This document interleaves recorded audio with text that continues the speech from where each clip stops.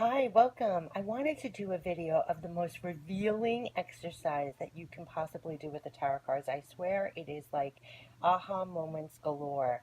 So I'm going to do this in 3 parts. This is the first video. Definitely watch it in order to have your mind blown. If you want to have it blown even more, have your tarot cards with you and do this exercise along with me, and you will go on a really cool journey. This came to me this morning. I had to do a video of it, and it worked out pretty miraculously and so cool to me that I wanted to share it, and it might be eye-opening and really moving personally to everyone who does this themselves. Okay, so for the first part, this is the first video. There will be 3 videos, very quick videos, but definitely watch them in order. This is the first one. This is pick 3 cards out of the tarot that represent you, that you feel the most in line with. Pick 3 cards that always represent you. You know what I mean? Your favorite 3 cards. It could be your favorite 3 cards, the 3 cards you most identify with, the 3 cards that you most love. These that I'm showing are just my personal 3, but definitely go through your tarot cards and and it should come to you pretty quickly. You know, what are your top 3 cards? What do you like the most? What do you think represents you the most?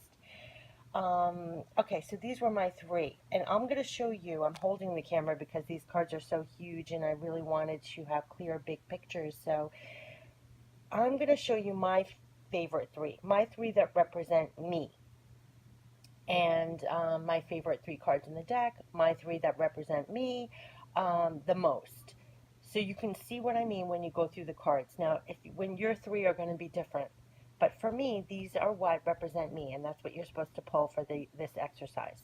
So my 3 is, of course, the High Priestess. I mean, I feel like the High Priestess, you know, very intuitive, in touch with the spiritual, and and she's almost alone in it, and it's like she doesn't even share all the knowledge of what she picks up or what she knows spiritually. Like on the surface, it's like people might not even realize all that she's picking up or all the secrets or all that. I always felt like that my whole life. I felt like I knew everything that was going on underneath the current, what wasn't being said, the energy of the room, the energy of the people. I knew what people were about from the get-go. So if you're watching this channel, you know what I mean. It's like if you're empathic, or if you're very in touch almost since a child, very spiritual. It's like you're in your own world. You're so in touch with divine knowledge and spirituality, and it's at the core of you, and that kind of thing. So I always identified with the High Priestess. Um, and the Strength card is just something I know personally, Strength card, to get to have this strength, to build on the strength, has been almost like a struggle for me, like the inner strength, to have the strength within myself. I'm not going to go that deep, but for me, this is very personal for me, to have that personal strength, to carry on with life, and to have the strength to go through my life struggles, kind of, um, the strength to believe in myself, to go forward, to how to go through the world with this inner strength. Having the strength, I knew I always have to build on my inner strength to survive in this world, in a sense. It could mean whatever. These are the 3 cards for me. I'm just going through why I picked them really quickly. The Nine of Pentacles, I always felt like it was all on me to make this abundance, create this for myself.